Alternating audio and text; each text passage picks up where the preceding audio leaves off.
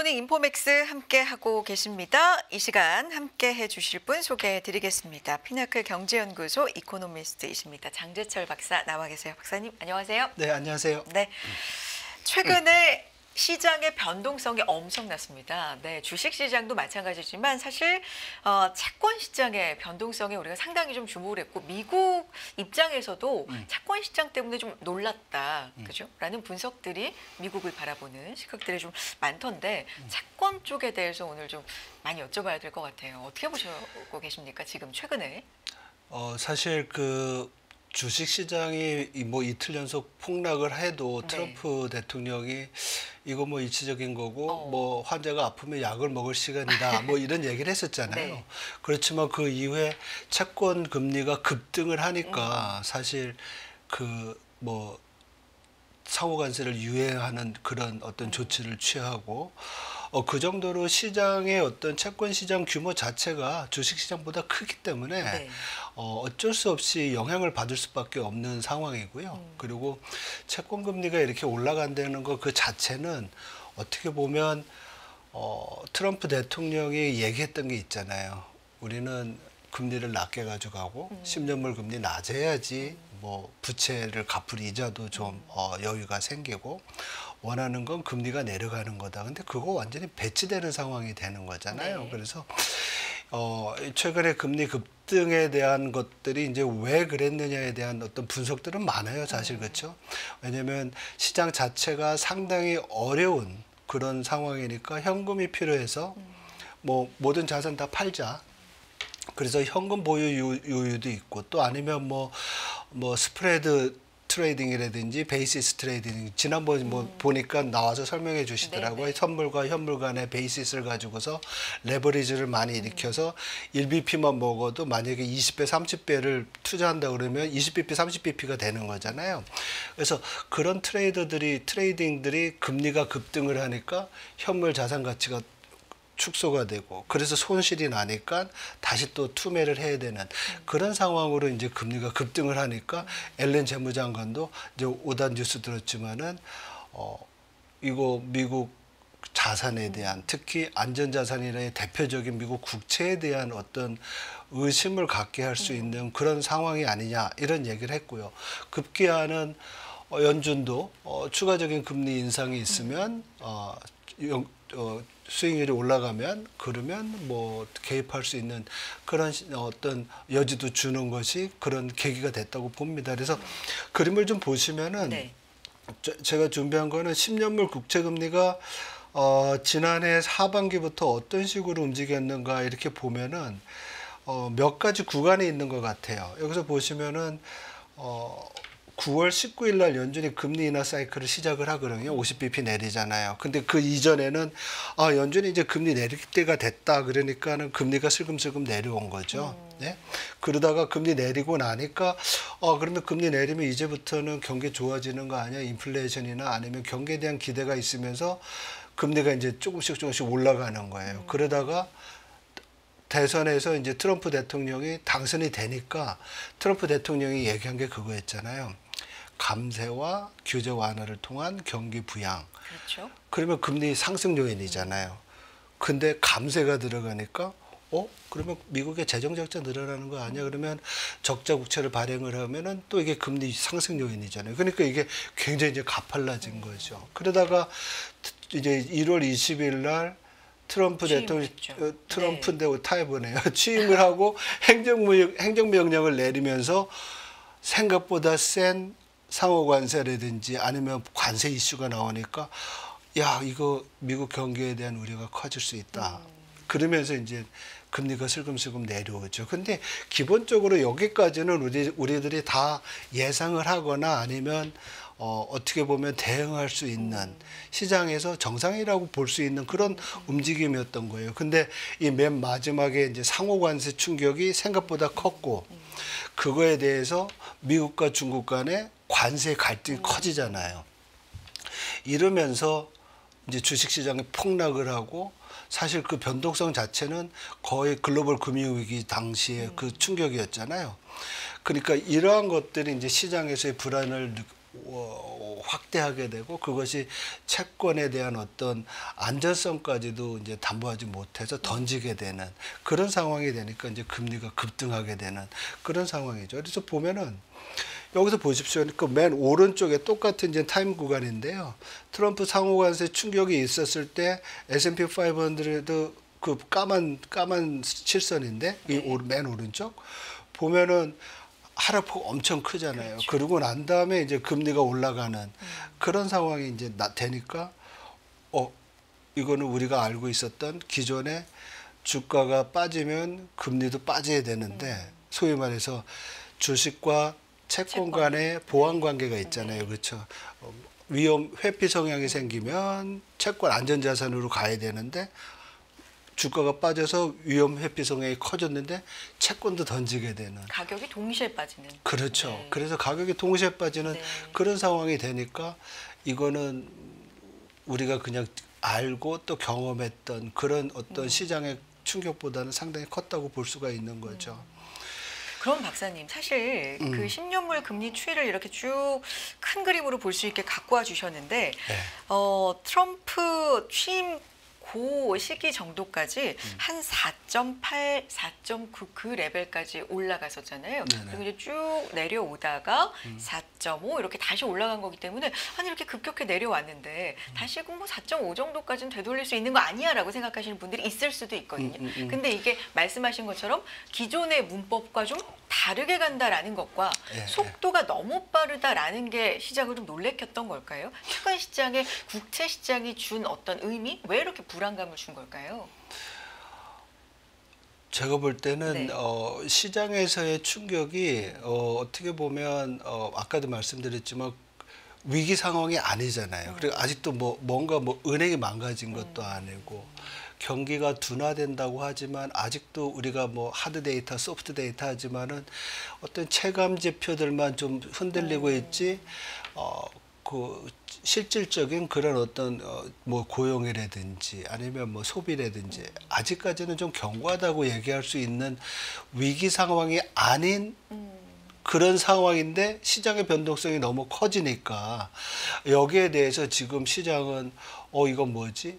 이런 어떤 반응을 하는 것 같고요. 그리고 더 중요한 건 제가 봤을 때는 미국 그러니까 이 나중에도 얘기하겠지만은 이 상호 관세라든지 관세의 어떤 트럼프의 관세 정책 자체는 우리가 지난 40년, 50년 동안 가져왔던 어떤 국제 교육 시스템을 바꾸는 거잖아요. 자유무역에서 새로운 레짐으로 가는 거고 새로운 레짐으로 가는데 그 절차가 상당히 부드럽지 못하고 어떻게 보면 되게 단절되고 충격적인 이런 이슈들로 오잖아요. 네네. 그리고 경제 정책에 있어서 제일 중요한 게 타임 컨시스턴시 해가지고 시간의 변함에 따라 어떻게 변하는 게 아니라 일정하게 항상성이 있어야 되고 예측 가능해야 되는데 이번에 어떤 변화는 그렇지가 않잖아요. 그리고 그게 어디서 일어나고 있느냐?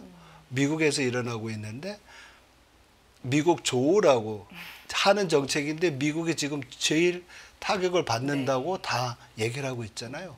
그러니까 여기에서 보면은 시장은 그런 어떤 향후 전망이라든지 금융시장의 변동성 이런 것들이 다 이제 복합적으로 작용을 하면서 나타나는 현상으로 보이는 것 같아요. 그러면 지금 좀 이례적인 현상이라고 입 모아서 얘기하고 있는 약간은 안정되는 흐름을 최근에 하루 이틀은 좀 보여줬습니다만 지난주까지도 엄청난 변동성 속에서 주가도 빠지고 채권 가격도 같이 빠지고 달러까지도 약세가 되는 이런 현상 자체가 미국의 신뢰가 좀 무너지고 있는 것이다. 좀 굉장히 어지럽고 불안정할 때는 미국 혹은 그 안에 안전자산으로 도피하려 움직임이 있었는데 이제는 오히려 거꾸로 간다. 내부에서는 오히려 미국 시장을 신흥국처럼 지금 세계 투자자들이 취급하고 있다라는 얘기까지도 나오고 있더라고요. 그러니까 이런 어떤 그런 부분에 대한 의구심 이런 것도 영향이 있었을까 궁금하기도 해요. 저는 네. 그런 어떤 판단이나 어떤 얘기의 어떤 전개에 네. 대해서 굉장히 재밌게 생각을 그래요? 합니다. 왜냐면 기존에 우리가 알고 있었던 거에서 완전히 이제 반대로 가는 거잖아요. 어떻게 보면 역설이라고 얘기할 수 있는데, 근데 아까도 이제 제가 말씀을 드렸지만 이 새로운 어떤 미국 중심의 그런 어떤 세계가 변화가 시작되는 이 시점에서 이게 이제 순조롭지 않고 굉장히 이제 단절적이고 분절적인 현상들이 나타나면서 생긴 부작용이라고 생각을 해요. 그래서 지금 나타나고 있는 현상은 어떻게 보면 굉장히 이제 트럼프는 관세를 통해서 미국의 제조 부흥이라든지 아니면 뭐 여러 가지 불균형을 뭐 해소하고 더 그렇죠. 이상은 무역과 이용당하지도 뭐 않고. 재정의 네. 어떤 불균형을 네. 고치고 막 이런 생각을 했는데 이게 진짜 이제 제가 이제 미란 보고서를 주말에 네. 2번 정도 더 봤어요. 왜냐면 생각해 보세요. 네. 맨 처음에 우리가 처음에 이제 트럼프 대통령이 대통령 캠페인 할 때, 대선 캠페인 할 때 보편 과세 10%, 중국 60% 얘기했잖아요. 근데 지금 보면 보편 관세라는 얘기는 없지만 베이스라인 터리프 해가지고 기준 관세 10% 놔뒀잖아요. 그리고 지금 다른 데는 다 그 관세를 유예하고 있는데 중국만 145% 올려놨잖아요. 근데 그때도 다른 나라에 대해서는 얘기 안 하고 중국에 대해서 60% 관세 얘기를 했었거든요. 지금의 정도의 차이는 있지만은 그 미란 보고서에 따르면 미란이 지금 백악관 경제자문위원회 위원장이잖아요. 어드바이저잖아요. 이 사람이 설계해 놓은 그 보고서 제목도 국제 글로벌 교육 시스템의 구조 조정을 위한 뭐 지침서, 유저 가이드 for 뭐 restructuring international 그러니까 글로벌 트레이딩 시스템 이런 거거든요. 거기 내용들을 이렇게 쭉 보면 제가 볼 때는 그 내용을 다 따라가고 있는 생각이 드는 지금. 거예요. 예, 그게 따라가는 생각이 들고 정도의 차이는 있지만은 근데 거기서 제일 중요하게 생각하는 거는 궁극적으로 그래서 관세를 매기고 뭐 환율을 조작하고 그래서 문제는 미국을 강하게 만드는 거에다 이렇게 이제 얘기를 했거든요. 그래서 다 좋아져야 되는데 지금 결론은 나빠지고 이거에 대해서 시장이 지금 믿지 못한다는 얘기잖아요. 근데 여기에 무슨 일이 생겼냐면 이 모든 시스템 안에 들어가는 게 미국이 여태까지 글로벌 안보, 국제 안보와 금융시장에서의 안전성을 보장하는 여러 장치들을 마련해 놨는데 교역 상대국 너희들이 이거 그냥 무료로 쓴 거 아니야. 그래서 이제 이거 우리는 돈을 받을 거야라는 얘기를 하면서 안보를 되게 강요하잖아요. 네. 근데 이게 유럽에 가가지고는 유럽에서 여태까지 안보를 미국에 의지하다가 이제 우리 니네가 안보 자급자족해 그러니까 돈을 쓰잖아요. 이게 어떻게 보면 유럽에서도 이제 구조조정의 어떤 구조 변화가 생긴 거예요. 여태까지 재정 건전성이라든지 재정에 대한 굉장히 긴축적인 스탠스를 보이다가 이제 바뀌는 거거든요. 이러다 보니까 유럽 쪽에서는 펀더멘털이 더 강해지는 그런 상황이 되니까 유로화가 또 강세가 되고 그래서 지금 굉장히 많은 일들이 복잡하게 이제 엮이다 보니까 이런 상황이 이제 벌어진 거다. 이렇게 이제 볼 수 있을 것 같아요. 그 미란 보고서 얘기를 해주셨으니까 네. 시장에서 계속 회자가 되고 있는 보고서입니다. 41페이지 분량인가요? 네, 맞아요. 41페이지. 네. 몇 번 읽으셨다고 했으니까. 근데 뭐 계속 네. 왔다 갔다 얘기를 하고 그러는데 예, 몇 번을 보면서도 이제 뭐 크루그만이나 아니면 다른 되게 이제 유명한 경제학자들, 정통 경제학자들 보면은 아마추어리즘이 미국을 마치 망가뜨린다. 근데 사실 이코노미스트가 자기 뷰가 있을 수 있잖아요. 그리고 어떻게 보면 이코노미스트가 가장 하고 싶은 것은 자기가 생각하고 있는 경제적인 어떤 아이디어나 정책을 실행하는 거거든요. 그래서 미란이 지금 그런 입장에 가 있는 거고 그때 들고 나온 것이 여러 가지 미국의 불균형을 관세를 통해 가지고 한번 고쳐보고 관세라는 것이 어떻게 보면 상당히 매력적인 것이다. 왜냐하면 교역의 불균형도 치유할 수 있지만은 미국의 문제인 재정 적자 문제, 부채 문제도 해결할 수 있잖아요. 그렇죠? 그래서 이런 방법을 쓰는 어떤 그거에 대한 어떤 타당성이라든지 내용에 대해서 쭉 설명을 하는데 그 중에 이제 달러 얘기도 좀 중요하게 예, 예. 짚고 있죠. 예, 예. 네.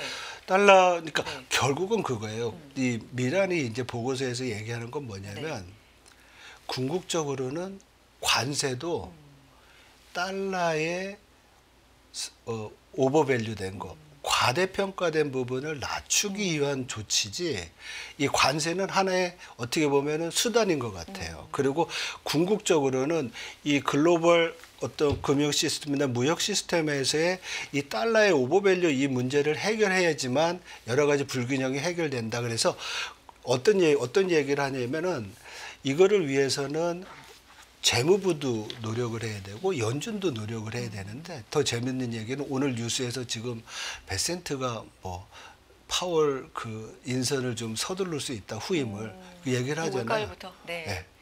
거기도 그런 얘기가 나와요. 연준의 인사를 조정을 해서 연준이 관세 및 환율 정책에 도움이 되도록 조정할 필요가 있다. 이런 얘기도 나와요. 그러니까 이게 그냥 나온 얘기가 아니라 어떻게 보면 미란의 정책 보고서가 아무래도 뭐 미란 생각뿐만 아니라 뭐 경제 강요들이 모여서 다 생각해가지고 나온 거겠죠. 그때는 캠프에 있을 때 같은데 어쨌든 간에 그런 얘기가 나오는데 거기에 이제 소위 말해서 마르라고 어코드라는 게 나와요. 이게 뭐냐면 옛날에 1985년인가 플라자 합의 때 달러가 너무 강세가 되니까 뭐 주요 일본, 독일, 네. 영국, 프랑스 다 모이라고 그래가지고 플라자 호텔에서 당신들 통화 좀 강하게 해라. 그렇게 해가지고 이제 합의를 해서 했던 거잖아요. 그것처럼 이번에도 말하라고 그 트럼프 대통령의 플로리다에 있는 리조트에 부른다는 거죠. 근데 언제 부르냐면 사람들이 그 얘기는 하는 것 같아요. 관세 다음에 그 다음에 트럼프 대통령이 취해야 될 다음 스텝은 아마 환율일 것이다. 그래서 다 예상을 하거든요.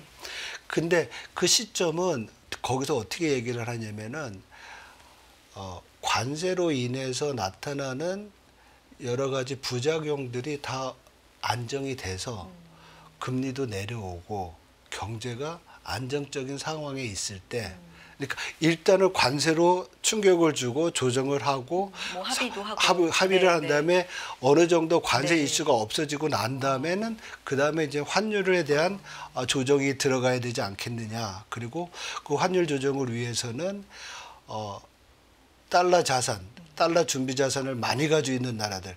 왜냐하면 준비 자산을 많이 가지고 있는 나라들이 다시 그거를 리사이클 해가지고 미국 채권이나 뭐 미국 자산을 사면서 달러가 강세가 되는 거잖아요. 네네. 그래서 이런 부분들을 하려면 그 나라들을 불러야 되는데 아마도 그 불러야 될 나라들이 중국이나 사우디아라비아 등 여러 가지 지금 사이가 안 좋은 나라들이 있으니까 환율을 제일 중요하게 환율 조정을 통한 국제 시스템의 조정인데 이게 안 되니까 일단 먼저 관세 가지고서 협력을 유도를 하고 관세의 협력에서 제일 중요한 게 소위 말해서 글로벌 시스템 내에서의 금융 시스템에서의 미국이 주는 안정성과 방위, 네. 안보 이 두 개가 걸리니까 여기에는 동맹도 들어갈 수밖에 없는 거고 동맹이 아닌 국가들도 들어갈 수밖에 없어서 전방위적으로 들어가는 그런 하나의 파라다임이 된 것 같아요. 그래서 달러를 약하게 하고 합박을 하는 수단으로 뭐를 쓸 것이냐에 대해서 뭐 100년짜리 국채를 발행을 해가지고 미국의 국채 부담을 약해주게 줄여준다는 얘기도 있지만은 그것도 있어요. 미국이 재무부에 외환 안정기금을 통해 가지고 직접 들어갈 수도 있고 아니면 뭐 금을 팔아 가지고도 또 할 수 있는 금을 팔아서 또 그걸 그 돈을 가지고 또 다른 외국 준비 통화를 사가지고 달러를 약하게 하는 방법도 있고 그래서 굉장히 다양한 방법들에 대한 어떻게 보면 진짜로 툴박스를 제공해주는 그래서 앞으로 제가 볼 때는 만약에 이 여태까지 어떤 추세를 놓고 본다고 하면 앞으로의 관세에 대한 이슈의 종점은 다시 미란 보고서로 갈 것 같아요. 모든 나라들은 10%의 보편 관세, 베이스라인 터리프에 준하는 관세를 받고 중국은 미국과 중국은 협의를 통해 가지고 60% 정도의 관세에서 타협을 하는 그런 수준으로 가지 않을까 이런 생각을 합니다. 그러니까 41페이지짜리 미란 보고서의 핵심으로 이제 박사님께서 읽으신 건 미국의 제조업 약화라든지 지속적으로 지금 제기하고 있는 뭐 무역 적자라든지 이런 것은 지속적으로 고평가된 달러의 그 원인이 있다라고 그렇죠. 이제 평가를 분석을 하고 있고 예. 그걸 조정하기 위한 여러 가지 대안들이 예. 제시가 되고 있고 지금 거의 큰 그림으로는 그대로 가고 있는 것 같다. 그리고 그대로 네. 가고 있고 아예 타임라인도 다 정해놨다. 그러니까 관세는 이거를 환율을 조정하기 위한 수단이고 이 수단이 가지고 올 수 있는 여러 가지 부작용들은 예상이 되지만 이거가 일단 정리가 되고 난 다음에는 일단은 그 다음에 남아있는 그 환율 이슈를 다시 또 끄집어낼 가능성이 있다 이렇게 이제 보는 거죠. 그래서 요즘에 이제 분석 기사나 뭐 여러 분석 의견들을 좀 듣다 보면 트리핀 딜레마 뭐 이런 단어도 좀 나오더라고요. 네, 그러니까 기축동화 달러가 전 세계로 많이 사용이 될수록 뭐 유동성을 이제 공급해 줘야 하는 역할을 미국이 담당하고 그 책임이 더 커지니까 뭐 어쨌든 뭐 유동성 적자라든지 뭐 유동 적자 뭐 여러 무역 적자가 생긴다. 이 딜레마다. 서스테이너블하지 그러니까요. 않다는 거죠. 지속 가능하지 않으니까 네. 어느 시점에서 이제 한번 털고 나가야 되는데 그 시점이 이제 어떻게 보면은 이제 트럼프가 칼자를 쥐고서 이제는 해야 되겠다는 거죠. 기본적으로 우리가 그렇게 얘기를 했었거든요. 미국은 달러 리사이클링에 통해 가지고 사실은 여태까지 발전을 해왔다라고 볼 수가 있는 거예요. 그러니까 관세가 부과되는 이유가 어떻게 보면은 국내 제조업과 일자리는 없잖아요. 근데 이걸 우리가 생산 측면만 보는 거잖아요. 근데 국민들은 이 생산이 좀 적어도 벌어놓은 걸 가지고서 더 싸게 소비를 할 수 있었잖아요. 자유무역을 통해서 굉장히 싼 수입품을 통해서 소비를 할 수 있었으니까 그렇죠. 구매력을 높일 수 있었잖아요. 그러니까 이제 그냥 우리가 보통 이코노미스트들 입장에서 보면 자유무역을 옹호하는 사람들 입장에서 보면 이 소비자의 후회성이 늘어난 부분도 상당하다는 거잖아요. 그래서 궁극적으로는 생산 자체도 글로벌하게 보면 효율적으로 일어날 수 있는 그런 시스템이었는데 이제 관세가 들어오게 되고 보호무역이 이렇게 들어오게 되면 그러한 것들이 이제 깨지면서 전반적으로는 미국 내에서 제조업이 일어나더라도 제조업에 대한 어떻게 보면 그런 얘기 많이 하잖아요. 외국에서 미국에 투자해도 그 투자에서 나오는 생산품이 경쟁력을 가질 수 있을 것인가에 대해서는 의문을 많이 갖잖아요. 왜냐하면 물가가 이제 임금도 높고 코스트가 많이 올라가니까 가격이 올라가면 결국 인플레이션이 높아지고 생산을 우리가 관세 없을 때 100을 벌다가 관세를 가져와 가지고 고용도 많이 뭐 해가지고 150을 벌었어요. 근데 물가가 두 배가 떠버리면 네. 구매력 입장에서는 큰 차이가 없는 거잖아요. 그래서 이런 부분들을 좀 같이 평가해야 되는데 지금은 Make America Great Again 여기에 너무 이제 꽂혀가지고 얘기를 하는데 거기에서도 어떻게 보면 이 패권 경쟁에서 제일 중요한 게 군사 안보력이잖아요. 근데 군사 안보력을 뒷받침해 주는 게 제조업이라는 거예요. 미란 보고서에서도 얘기하는데 이 제조업이 아주 대놓고 얘기하는데 중국에 의존을 하게 되면 유사시에 어떤 유사시냐면 지금 중국이랑 미국이랑 비교해 봤을 때 많은 나라들이 어떤 나라랑 더 교역을 많이 하냐는 거예요. 중국이랑 더 많이 하잖아요. 근데 위기시에 이 많은 나라들이 중국 편을 들게 되면 미국은 위기가 되는 거잖아요. 그렇죠? 그래서 이런 부분들이 아마 되게 이제 시급한 위협으로 다가왔고 그래서 미란 보고서가 나온 거고 미란 보고서에서 이 문제 해결하는 것은 환율, 달러의 오버밸류 된 거, 과대평가된 부분을 줄여야 되는데 그 첫 번째 수단으로 관세를 이제 들어가는 그런 절차로 보는 거죠. 그래서 이제 최근에 달러 약세가 현상이 나오고 있고 달러 인덱스가 100 이하로 이제 내려가서 며칠간 또 유지가 되고 있거든요. 네. 뭐 달러 스마일이라는 것도 많이 얘기를 하고 하는데 현재 상황에 대해서 또 전망에 대해서도 한번 짚어주신다면요, 박사님. 네. 네. 이게 이제 달러 스마일인데요. 네. 제가 얼마 전에 나왔을 때 이 밑에다가 이제 그 환율 전망도 넣었었는데 그때랑 지금이랑 틀린 게 뭐냐면은 달러 강세 그래서 보면은 이 오른쪽 밑꼬리 거기 보면 US 익셉셔널리즘에서 미국 예외주의 있었어요. 미국만 잘 되니까 미국 달러가 강세가 될 수밖에 없겠죠. 근데 이 달러 스마일에 보면 스마일의 입꼬리 양쪽은 다 강세인데 이게 이제 우리가 달러 약세다 그러면 이제 밑에 쪽이에요. 미국의 성장세가 둔화되거나 침체될 때, 다른 나라보다 미국이 덜 성장하거나 더 침체됐을 때. 그래서 이어보면 이제 웃는 모양이라는 거죠. 그렇죠. 스마일. 그러니까 이제 쉽게 이제 그림을 그린 네네. 건데, 근데 여기에 이제 경제 충격을 집어넣어야 될 것 같아요. 지난번에 경제 충격을 안 넣었어요. 근데 경제 충격이 뭐냐면은 미국 스페시픽하게 미국에만 경제 충격이 있는 경우, 아니면 전 세계 다 충격이 있는데 미국에서 특히 크게 나타난 경우. 보시면은 여기 보면 이 글로벌 금융위기 미국에서 났잖아요. 네. 미국 충격이잖아요. 그렇죠? 그리고 코로나 위기 미국에서 되게 많이 죽었잖아요. 이 사람들 뉴욕에서 막. 그렇죠. 네. 그래서 이런 충격이 있을 때는 달러가 우리가 보통 위기나 뭐가 되면 위험회피 성향으로 안전통화인 달러를 산다고 하지만은 네. 이 충격을 구분할 필요가 있다는 거죠. 이 충격이 미국 스페시픽하게 미국에서만 나타난 거냐 아니면 충격의 강도가 미국에 더 크냐. 근데 지금에 보면은 사람들은 달러가 왜 이렇게 약해지는 거야? 지금 위험 아니야? 시장 변동성 큰데? 근데 이게 지금 아까도 말씀드렸지만 미국 좋차고 좋아지라고 한 정책들이 지금 미국에 굉장히 해가 되는 자해 수준의 어떤 정책이라고 평가를 하니까 이게 지금 달러 약세가 되는 그런 모습을 보이고 있다. 그래서 제가 요거를 하나 더 넣었어요. 그래서 경제 충격인데 미국에 더 영향을 많이 주는 충격이 있을 때는 달러가 약세가 될 수 있다. 이렇게 봐서 사실 지금 100 이하로 달러 지수 내려왔잖아요. 네. 제가 지난번에 말씀드렸을 때는 연말이 돼야지만 100 수준 된다고 얘기를 했었거든요.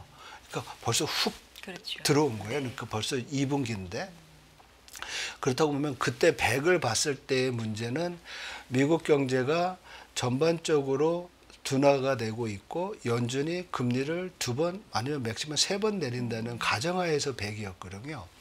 근데 지금은 연준이 경기 침체 확률이 높아지고 연준이 그보다 더 많이 늘릴 수 있다 그러니까 연말 되면 그때 100을 봤었으면 지금 뭐 98, 97 정도 본다고 하면 내려올 수 있는 폭은 이제 많지는 않아요. 지금 99니까 그렇죠? 네. 뭐 110에서 지금 내려온 네, 거잖아요. 그렇다고 보면 달러의 약세는 이제는 좀 제한적일 수 있다. 이렇게 볼 수가 있고요. 그리고 유로화가 그러면 강세가 돼야 되는데 유로화가 강세가 되지도 못할 것 같아요. 왜냐하면 유럽도 지금 관세 때문에 ECB가 금리를 추가적으로 더 내릴 거로 보이고 있어요. 그리고 유럽도 관세 영향을 받을 것이고 그리고 일본도 지금 엔화가 엄청 강해졌잖아요. 맞습니다. 그러니까 일본 중앙은행도 금리를 인상하는 데 있어의 한 기준이 엔화 약세였는데 엔화가 강세가 되니까 지금 올해 금리 인상 확률이 많이 줄었어요. 그러니까 엔화도 추가적으로 더 강세가 될 일이 없다라는 거죠. 그러면 우리가 제일 관심 있는 달러 원 환율의 전망치를 본다 그러면 이제부터는 대외 환경이 아니라 우리 국내 환경에 의해서 그것만 보면 되는 거죠. 그래서 환율은 더 내려올 것 같아요. 1,420원대가 됐는데 네. 조금 더 내려올 가능성을 보시는 거예요. 네. 원화 강세 쪽으로. 왜냐하면 우리는 하반기에 추경도 해야 될 네. 것이고 그리고 한국은행은 연준보다 금리를 많이 못 내릴 것 같아요. 그래서 그런 부분들을 감안을 하면 달러 원 환율은 원화 요인에 의해서 내려올 수 있고 또 우리 정치적인 불확실성이 점차 해소되고 있잖아요.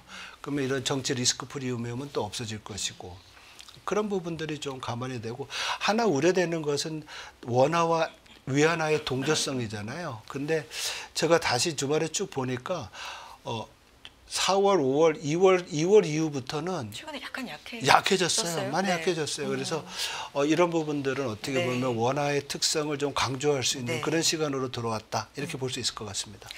알겠습니다. 여기까지 듣도록 하겠습니다. 피나클 경제연구소 이코노미스트 장재철 박사 함께했습니다. 박사님 말씀 고맙습니다. 네, 고맙습니다.